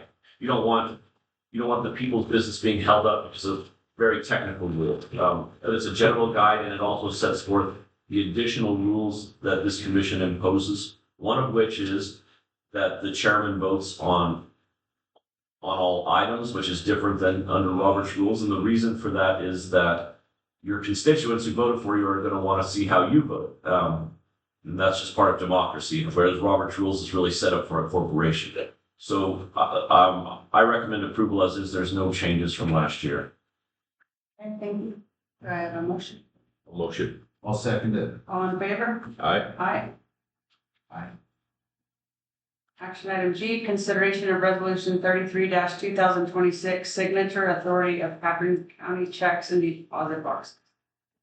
Madam Chair, members of the commission, this is also required to be addressed annually, and that's to determine who can sign basically checks and drafts and access the deposit box. Regarding checks, the law requires that the treasurer sign all the checks, period. The second part is whether or not it would just be the chairperson that signs checks, or as this board has historically done, allow each commissioner to sign checks so that one of you is not around, business can still be conducted. You can approve as is, which is to have all of you as signatories, or you can restrict it to just the chair and make Audrey work a lot. And that's perfect. I don't Leave it as is. Yeah. I motion that we leave it as presently stated. Do I have a second? Second. All in favor? Aye. Aye. Okay, action item H, consideration of resolution 34-2026, designation of financial institutions. Chair, annually we're required to designate financial institutions, which those are the banks or credit unions or whatever might be located physically in the county as well as the state. We only have one, so I would recommend. A motion? I'll motion. Do I have a second? Yes, sorry. All in favor? Aye. Aye. You're like lost up there. No. All right. He says I'm off the hot seat. It'd be nice. Just left your chair. Consideration of resolution 35-2026, appointment of opioid remediation collaborative representative. Here's an important one. Is that why you've been waiting? I'm serious. And Madam Chair, this is an important one. This is to sit on that independent governmental board that you all helped to create for the opioid settlement funds. And I would recommend you select the representative and alternate. Who was it last year? Currently, I am, and if it pleases the board, I'd like our office to review. As the primary? Lou's showing interest, and, I think it's great that the county manager, unless there is another volunteer that shows interest. What if we did Deb? Do we have a volunteer that's interested in being our representative? A new team, aye. Absolutely would volunteer me. Because It correlates with my position. Yeah. So that Jen works under our office, and we can have a discussion, about. You do need to name a person. I mean, whether it's the county manager and then she can be the alternate, or or vice versa. You do need to name. what would you recommend, Deb? Do you want to do it and then choose your alternate, or vice versa? I'd like to retain it. Do we need to name an alternate today? You don't have to, but Okay. but it's yeah. Unless you want to put it back on the agenda. I would like to retain it and probably, absolutely no offense. But name Lou as the alternate. We've had discussions and she has existing, Well, and it also sounds like you'd like a learning curve to be completed before we correct. throw you to the wolves. I'm already Right. spoken to them. Unfair. Okay, so we're gonna name Deb and then Lou as her alternate. Do I have a motion? I'll motion that. Do I have a second? Second. All in favor? Aye. Aye. All right, consideration of conflict of interest statement individual. Mr. Chairman, members of the commission, the Castro County has historically signed individual conflict of interest statements at this meeting. Long before my time, so before you was a conflict of interest statement, there's no action on to be done, but if you would like to approve those as individuals, there we go. And basically, it's just saying that you have not acquired a financial interest in, county business. Yeah. Which we do need this for the auditor. So I what motion that we approve. is that the motion to, The motion, we approve these individually. Yeah. okay. I'll second. All in favor? Aye. Aye. Action item K, authorization to procure fire department gear for Apache Creek BFT. Okay, and I do want to provide one bit of information. We did unfortunately provide the wrong total for the agenda item. So the actual total for the entire package with shipping is $25,035. Shipping was incorrectly added, or a typo from our fire chief. So it's actually $275 for shipping instead of $25,000. So it made a substantial. I apologize, that was I'll do that for you. What gear is this? That's the PPE gear, like what you were looking at, down in Glenwood. Do you agree that the old gear is valuable enough to be auctioned off? So the issue with it, it's only certified for 10 years.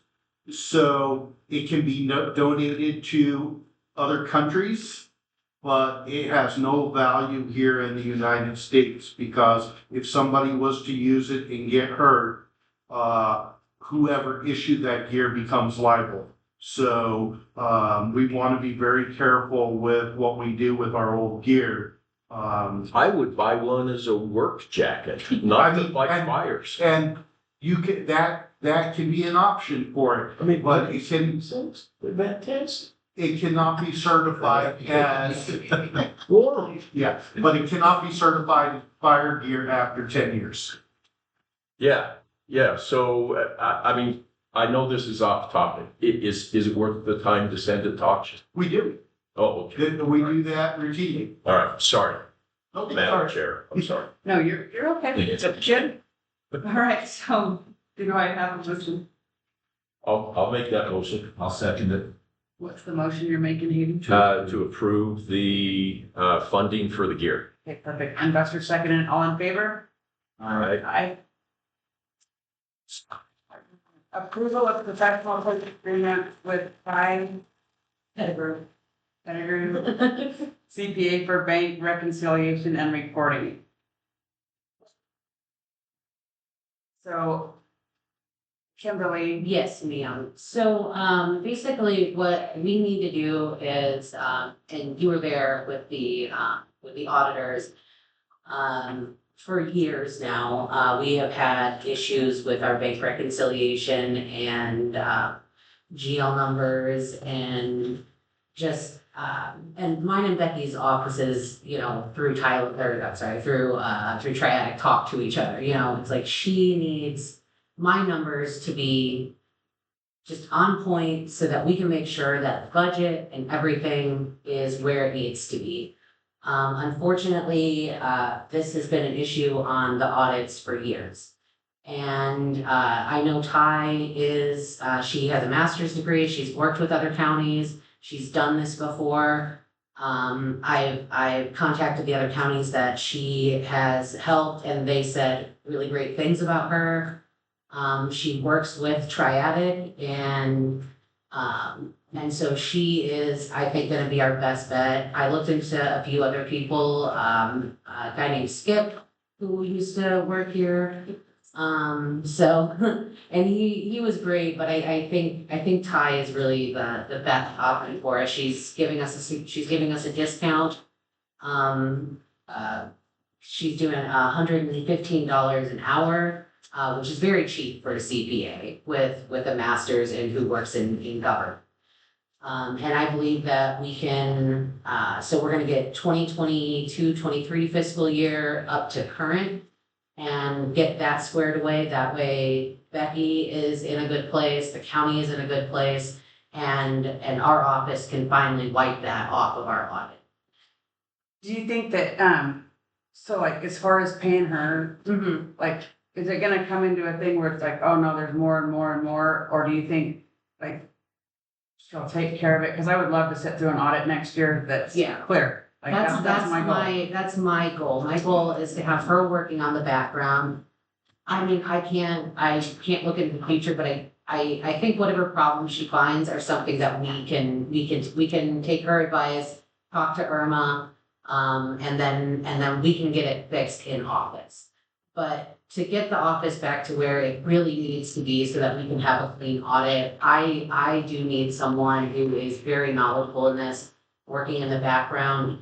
And then I can get everything in the front of house, records, everything back to where it needs to be and get that clear on. I think this is really going to be where we need to go. It's years long problem and it's so deep that we need to bring a professional.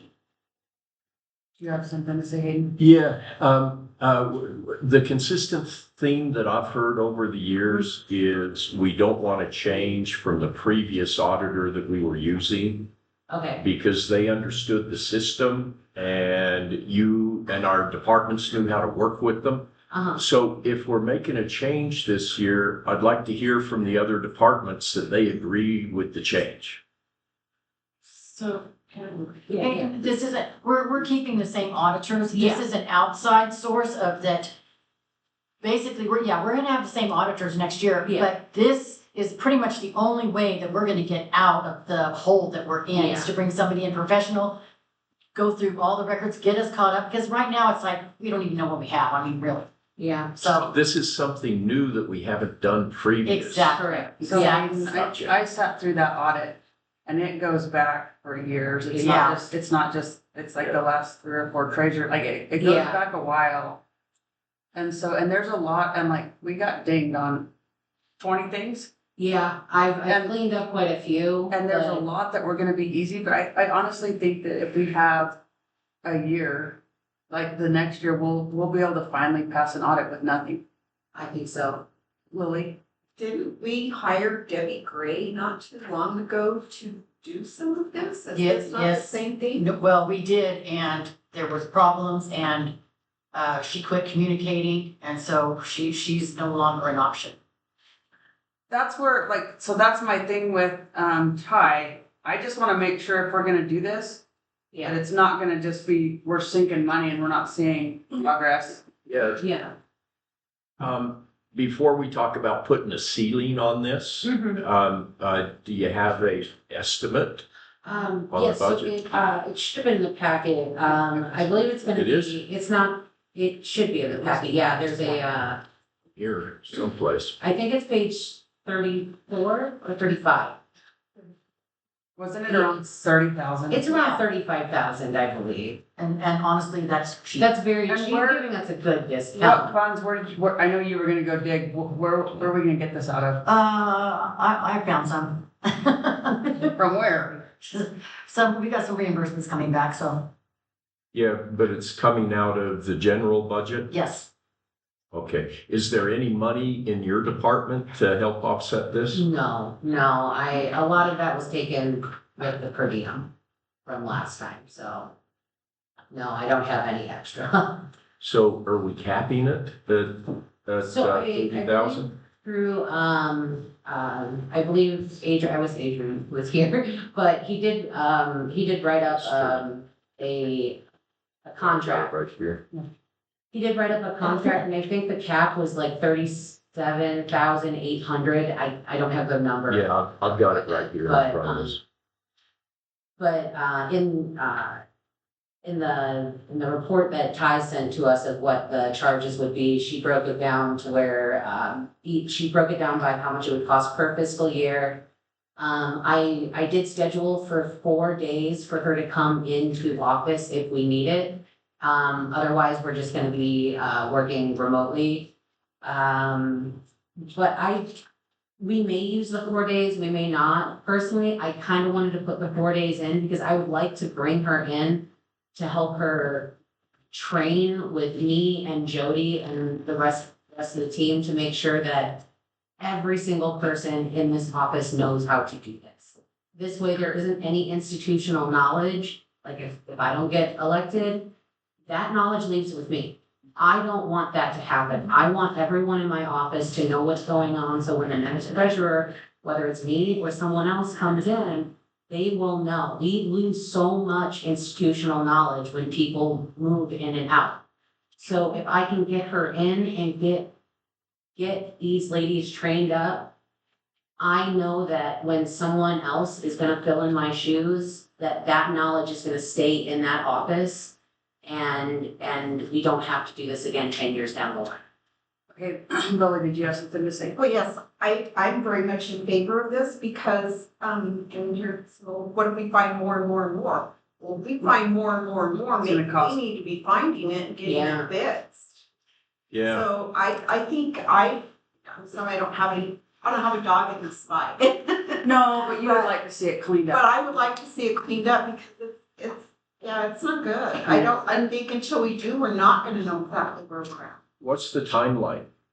So this is, it's gonna depend on what she runs into and things like that. So I'm hoping by the end of this fiscal year, I'm hoping that we can have this fixed and I can have all of the files in my office where they need to be by the end of the fiscal year.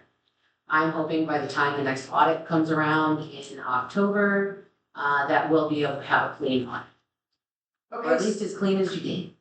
no, I agree, and one thing that I would like to see, so I guess you would be the one kind of ramrodding this, Yeah, is like some updates for yeah, sure on what's actually getting done, so that we're Right. not just throwing money and then it gets by the wayside and then nothing's getting done. I would love to see it get cleaned up, and it So what sounds like, What I can do for you guys is I can send you either bi-weekly or monthly updates onto what we're doing. That way you guys know, what's going on. I can keep you guys in the loop and, I want to keep you guys in the loop because like I said, everything in my office affects her office and everything in her office affects the county. And if there's hiccups in that system, we all need to know. So I can make sure that I can keep you guys on board, and if she's not, keeping up or doing what we need to do, Adrian, can we end the contract with her at any time?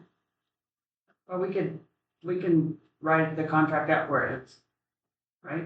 Like we're, Yeah, we always, Interpreter. our standard contracts always have a Pause. escape clause. Yeah. So what I would, I don't mean Hayden and Buster would think, but I'd like to see with, like, so this is probably around 30, let's just say 34,000. Yeah. I'd like to see a cap, Okay, and that way, and then if there is a bunch more findings and we need to go further, then that's where it is. None of us know that right now. right, But yeah, I would like to see it cap and then see progress, so we know we're getting. The contract should be in the packet, right? it's not in the packet. No, we just have the proposal in the packet. Yeah, Okay, And dang it, I drafted a contract for it, so. I know. And- But Adrian, the contract did have a cap, correct, for like It 37, did have a 8 or cap, something like that? And if you don't mind giving us monthly progress reports in public meetings, so we'll have you on the agenda, Yeah. so Yeah. everybody knows what. Yeah. Yeah. I mean, if we're gonna spend the money, I think everybody should know what's going on with it for sure. Okay, so do we have any more discussion or do I have a motion? So I would then, it says delegate the authority to the manager and the treasurer to execute a contract, if that's where you want to go. I'll motion we delegate the authority to county manager to generate a contract that includes a cap and the ability to protect the county with cancellation. I'll second it. All in favor? Aye. Aye. All right. So next one. Action item M, approval of vehicle maintenance position. So this was previously tabled pending further information from Becky. So Becky did dive into a lot of what, a lot of it hinged on what the road department was paying for their vehicle maintenance for their larger vehicles. Our findings show that the county would be losing more money with the permit. And I don't know if you want to elaborate. No, we're just gonna, it doesn't, just for what that employee would be doing, it doesn't support the position at all. Because they, benefits and all that, it would just not, Yeah, we decided. we'd be spending more money. Yeah. And Mark, your opinion was we don't need a. I totally agree with what she said. Okay. Okay, so. Do I have do we just do no action? No action If you're not taken? approving the position, Okay, no action taken. So item N, approval of a memorandum of agreement with Sierra Socorro and Torrance counties for the implementation of Behavioral Health Reform and Investment Act, SB3 funding. Mr. Chairman, members of the commission, last year the legislature adopted the SB3, which is Behavioral Reform and Investment Act. And really what it's putting a lot of money into the behavioral health system. It was a bipartisan bill, and it's really funneling it through the administrative office of the courts. But that said, it's attempting to regionalize the planning and the spending of those funds. We are put in a region with Catherine, Sierra Socorro, and Torrance counties. This is really new territory for everybody since it's a pretty new bill, but there's a significant amount of money. Socorro County has agreed to be the lead agency and hire an individual to basically quarterback this. And this is something that Catherine County is interested in that framework. This is the framework that allows us to kind of get started and down the road. And if all 4 counties approve it, then Socorro County will proceed with that hire and hopefully do the planning with representatives from the county. You all will need to appoint 4 representatives, and then hopefully that money will then flow back to the county in that strange way that it's set up. But this is set up to implement SB3 as the legislature intended. So do we need to find people today? No, you do not need to find people still today, approve but you need to approve you don't have to, but if you're interested in letting Socorro County take the lead, then I would recommend approval of this framework. And just to clarify, Madam Chair, we already have 4 interested individuals through the Health Council. So we signed up them, I want to say a month and a half ago or so. So they've shown interest and they're already integrated in the Health Council, so this was a good fit. Okay. So do I have a motion? Motion to approve. I have a second. Second. All in favor? Aye. Aye.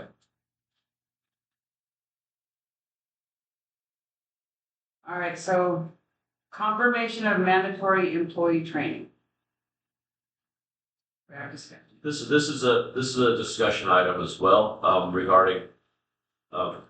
regarding employee training, and I will set out basically the framework that we have to deal with, which is a crazy framework, but that's what counties do have to deal with. The the legislature created a framework, unlike in a city or anywhere else, where of course we have independently elected officials and a central county management. What it comes down to is the Board of County Commissioners and their designee, which is the manager, sets forth the terms and conditions of employment.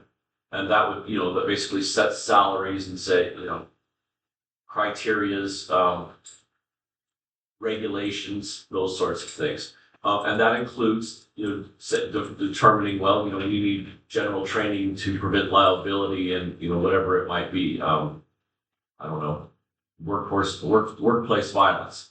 The elected officials have an equally important role with employees in that those are employees that their employees perform the tasks and the duties that elected officials assign. So they really are the managers, and they control the daily activities of those individuals because they work for the elected official for daily tasks. So terms and conditions one side, the management of the employee on the other side. And that's the strange situation we're in with employees, with everyone except for chief deputies. I think there's been discussion around the county recently about what training should be done and what shouldn't be done. What it comes down to is the elected official has the right to send those individuals to trainings that they deem appropriate. For instance, there may be something in the clerk's office that you need to go learn about deeds and recording. And the manager has the ability to require trainings for things that generally deal with general liability or as a term and condition.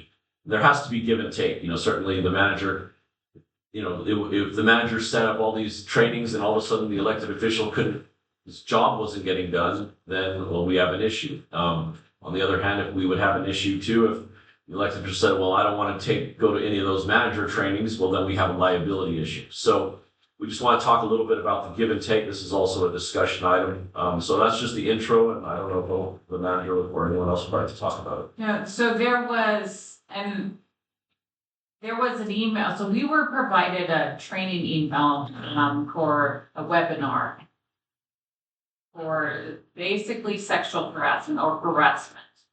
And while harassment individually is not required by the state of New Mexico, in a subsequent email, there were about 5 total trainings that, on a county perspective, we are required to have the employees trained on those. Some are annually, some are every 2 years, and that's a function of the HR department. Who's required? The state of New Mexico. The state? Some are OSHA requirements, some are ethics through DFA. You have cash handling trainings and things like that.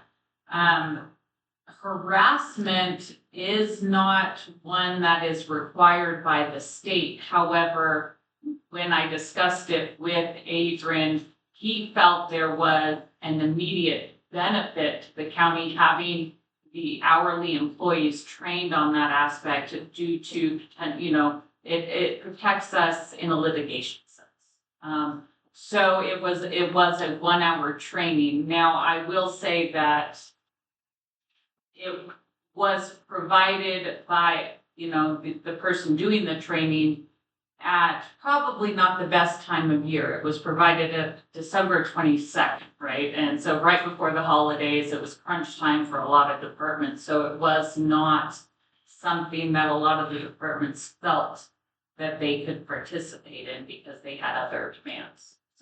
So this item before you today is just to kind of memorialize the requirements or the decisions by the county manager to require certain trainings for both liability purposes and because of the state.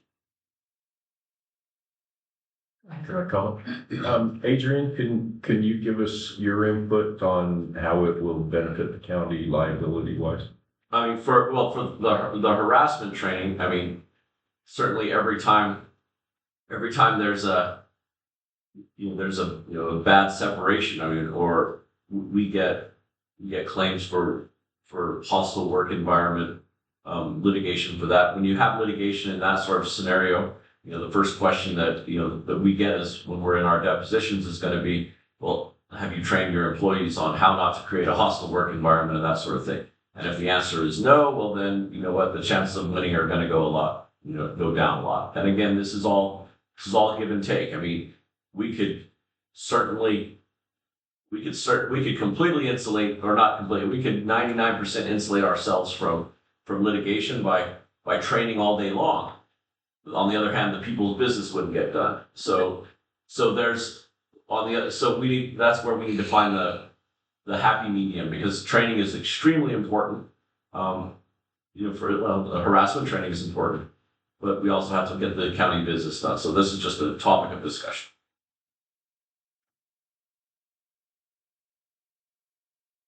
I have a comment to Mike. I don't know where this requirement is coming from, because then I dug. I mean, I actually called Mark Allen, who did the training for the harassment, which I have taken, and Scotty's taken in my office. And he doesn't know of any requirements that are set. My understanding is that that's left to the local level. And I'm an advocate for education. I mean, I really am.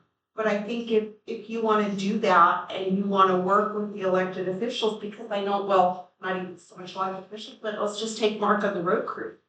He's going to pull his guys off of a blade to stick them somewhere to do this training on a computer.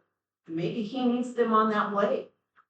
I didn't send any of my people to do that, because the situation we were in, I had 2 new people because people keep stealing my employees. And we were in the middle of the tax thing. Yeah, an hour was very important. I'm not arguing with the thing, but I think that maybe the accountant could do a recommendation. We would like this, and leave it up to the elected officials or the department head. And we'd say within 2 years or something to get that thing done. We haven't had any liability issues out of our office. We haven't had any harassment issues out of our office. We haven't. You know what I'm saying? I mean, I think I'm not against education, but I am against being told there are requirements when there's not. And I would like to have a say when my employees do that, because I do have work I have. So maybe so maybe we set it to where they have 2 years to complete it, just so they're not pushed if they're busy.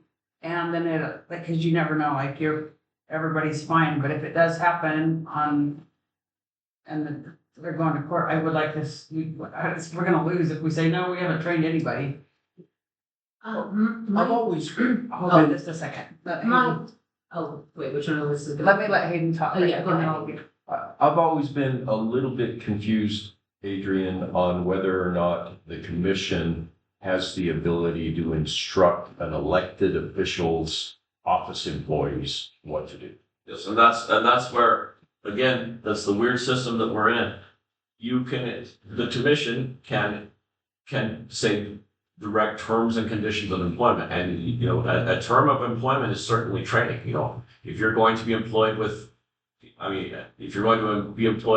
whatever in the road department, you have to have vehicle safety training or whatever it might be. That is a term and condition of employment, and that would go also in even an elected officials department as a term and condition of employment, because again, the employees are paid by the county and under the law are also, are also county employees under here, as well as the elected officials employees. So again, it's a difficult system because it's a split system. There are two sides of it. So yes, the commission can require training, can make that a mandatory training. But it's under term and condition of employment. If they're existing employees, can we add that? Absolutely. Laws change or circumstances change to continue to be employed. Certainly, that's a term and condition of employment to say, all right, we're gonna, whatever, we've had a rash of whatever has gone on wrong in the county, and so we need to train on that. And we want the employees trained up. Yes, you can make those requirements. Thank you. Kimberly and then Louise. You're good. So I actually really do like the idea of the training thing. I don't mind doing it. My only issue is like she said, it came at a really bad time. And when you hear like, oh, this is mandatory, I had a line of people who wanted to pay their taxes, but instead I'm over here and, me and these girls are learning how not to harass each other. Well, it's important and we can poke fun a little bit. It's just, I have to ignore, our constituents while we do this. However, if it had been like, rather than it just being like this is mandatory, do it. And it would have been a discussion and just been like, hey, there's this, and we learned later on there were more time slots for this exact same training later on that we could have taken. And if I could have known that, I wouldn't have had, 25 annoyed people outside of my door.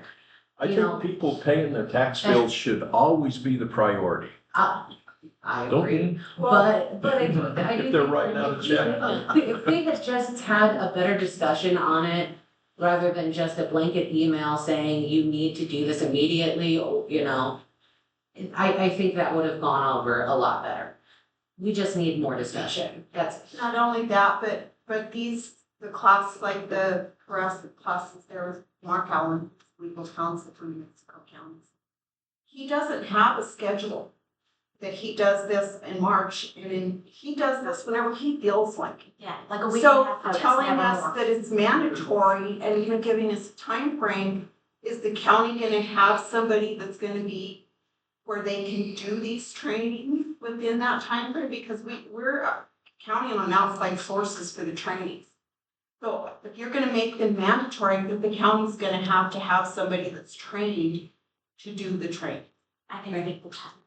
Joe, what? I've been following HR emails and processes now that I'm in the HR affiliates groups. And there are ways for those same trainings that were then Zoom and live webinar to be done offline later and still emailed for the certification. So that is absolutely a thing that while they may not be able to do that one, they can get back to it at a later time. I'm still working out the processes, but the process exists. Okay, thanks. So back to that note, was it Joe or Deb that sent out the training, that mandatory training email? That email went Right here. From Joe. From Joe. On Deb's instruction. yes, on So- our instructions. So all that I wanna say, cause I know that caused a lot of Yes. confusion and upset people, but at the end of the day, so everybody's fallible. And like if Joe reads that and she's like, I gotta get this out. So yes, probably should have had some more discussion and explaining it. It's coming up Christmas, everybody's busy, everybody's wanting to leave.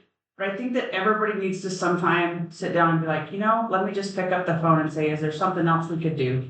Instead of everybody flying off the handle and getting upset. Because there again, everybody's fallible and everyone in here, we all wear the same team jersey. And so, yes, on something like that, I think we need some more discussion but I think we can all go in the same direction and come to the same outcome without people getting blood pressure up and mad, upset. So I'm sure Joe's seen that and was like, I gotta get that out. And then you guys seen it, we're like, we can't do this. Like, we're busy. Well, it wasn't even good for Joe because it fell on a payroll day and she had to have payroll in by noon. So it was like, she's like, oh my gosh, and so it was bad. So like, I think from now on, something like that, maybe Deb and Joe, like, they're like, hey, let's call a couple of these department heads and say, do you know anything about this? I'm seeing this, what can we do? And trying to work through things. Discussion easier. or blanket email. A little bit discussion and stuff, that way it'll help everybody's life not be upset about it. Okay. I do think it's important that we put a policy in place where the training needs to be done. Mm-hmm. Obviously, when is the question? When is it going to be convenient?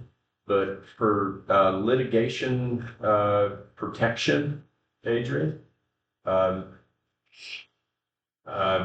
do we, in my opinion, we need to proceed to make sure that the training is mandatory without setting a timeline. I mean, certainly we could come up with a policy that says, if, let's say if the the commissioner, the county manager determine that there's a mandatory training that, you know, it can be done in a certain period of time and this is why it's required. We certainly could do that. That said, I don't know whether, yeah, we can draft a policy or we can, you know, try and make it work. Are our department heads okay with that? And just let the department heads run their own office, and when they think it's time and they have the time for their people to take it, then go through Deb and he signs it off that they're done. And Joe will do her best to coordinate the timing. Why don't you, my opinion here, why don't you give us a list of what you think would be good? And then let us work within that without making it a requirement. Because I'm gonna be honest with you, I got people doing week-long classes. I got people doing, you know, different recertifications and stuff. And their schedule of when these actual classes are gonna be, it's kind of, so, and you know, honestly, I'm gonna be honest with you. When I took that class, all that class taught me was basically how to harass somebody without getting. Well, so it was work. Yeah. Tell you, if you take harassment out of my office, you're taking one of the perks that they have. I mean, leave it to us. Let us do. I mean, because I need the same training as Barnes.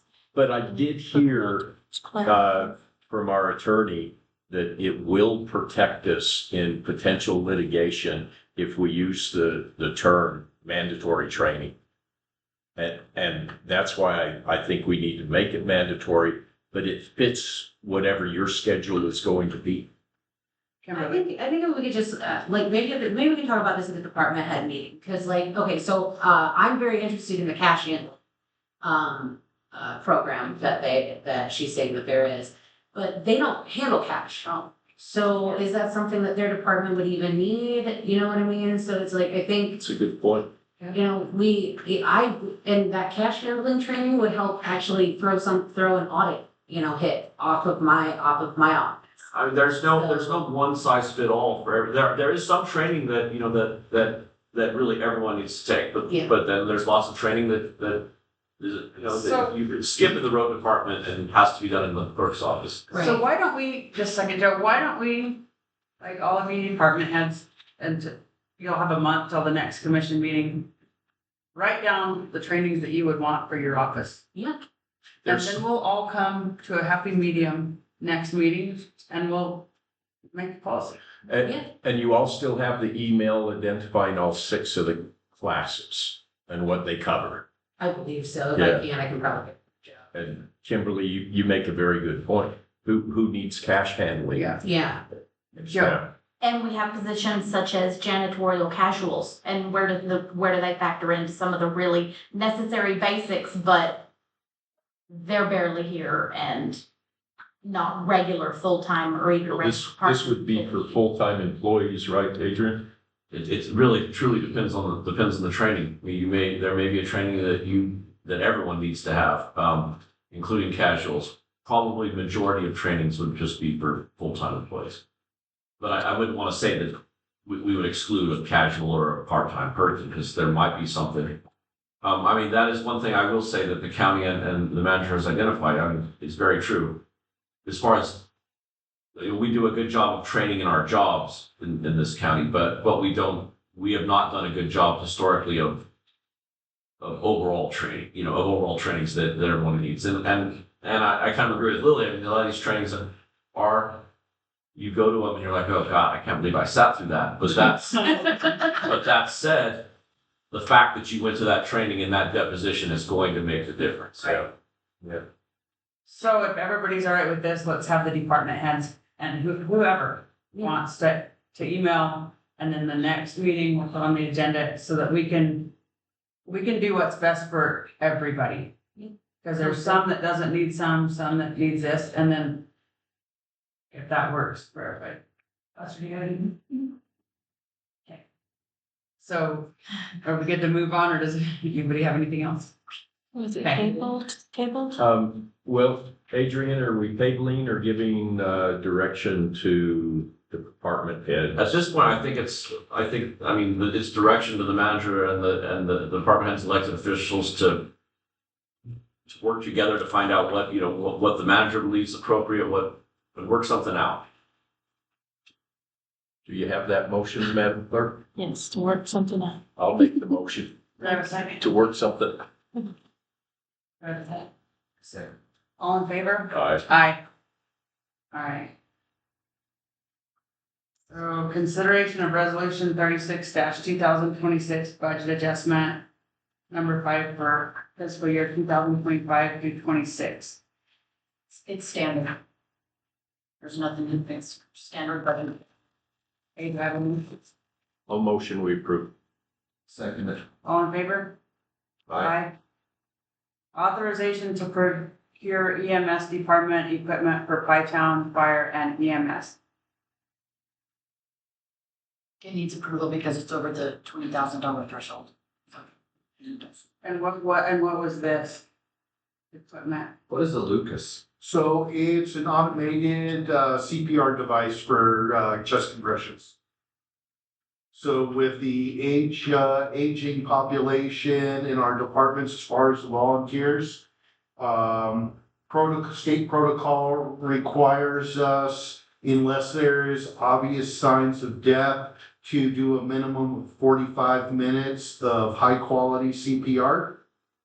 And this basically will free up the personnel to be able to do other tasks in the resuscitation process versus having to do continuous chest compressions, which after 2 minutes degrade anyway, because just physical strength that's required.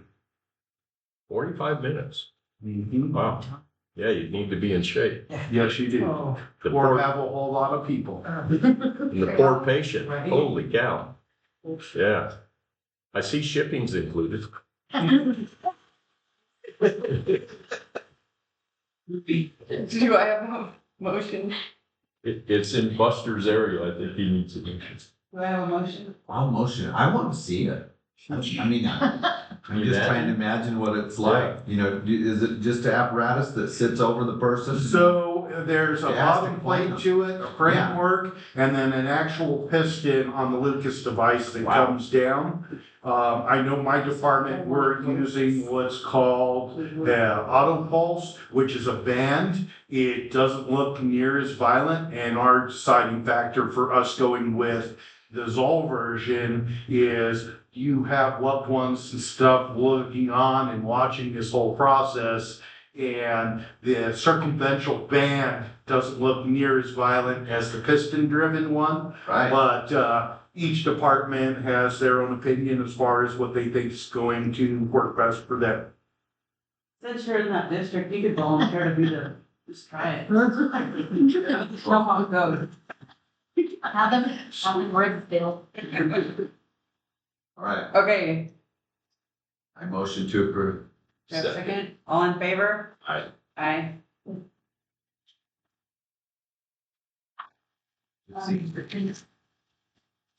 So approval of election registers, does anyone have any discussion on that? No, Do I have a motion? motion to approve. Second. All in favor? Aye. Aye. Approval of payroll, Motion we approve. I second. all in favor? Aye. Aye. Okay. Executive session. So we'll call all of you out. We're done. Since we have Jennifer here, can we bring her in first so that we can go on to our executive, or do we want her? My motion that we chair that here. So, You have to read that. that You have to person- read that. Okay, all right, so we're on. It's something you already There's got. no motion, we'll call vote, she said regular. It's not picking it up. Hey, quiet. We need to properly motion. Yeah, can we have some quiet? Okay, Motion and roll call vote to recess regular session and go into executive session. And that pursuant to New Mexico State Statute Section 10-15-1, only the following matters will be discussed in closed session. I'll make that motion. I'll second it. All in favor? Aye. Aye. Aye. Roll call, District 1, Buster Green, aye. District 2, Audrey McQueen, aye. District 3, Aiden Forward, aye. It's 11:07. 1107. 11:07. Thank you all. We're now in executive session. I would like to have Jennifer back. We're gonna have a 10-minute break and then come back. Yes. So I'm gonna You try to have do your this new right. phone, I don't So, know. good. So, motion and vote to reconvene regular session. It's 12:35. I'll motion. Ethan? I'll second it. All in favor? Aye. Motion and roll call vote that matters discussed in closed session are limited to those specified in motion for closure, and that no final action was taken as per New Mexico State Statutes 10-15-1. So, Do we have a motion? do I have a motion? I'll motion. Second. All in favor? Aye. Aye. Roll call vote, District 1, Buster Green, no action taken. District 2, Audrey McQueen, no action taken. District 3. Aiden Forward, no action taken. What is it? 12:36. 12:36. 12:36. Okay, action items continued, direction to staff, the Reed Frisco Box Road Rule 75 appeal. No actions required, Madam Chair. Okay, next commission meeting, February 11th, 2026 at 9 a.m. at the fire building. This meeting is adjourned. Woo-hoo! Very good. Good work. 12:36. 12:36. Good job. Got through. And we're all out of here in time. So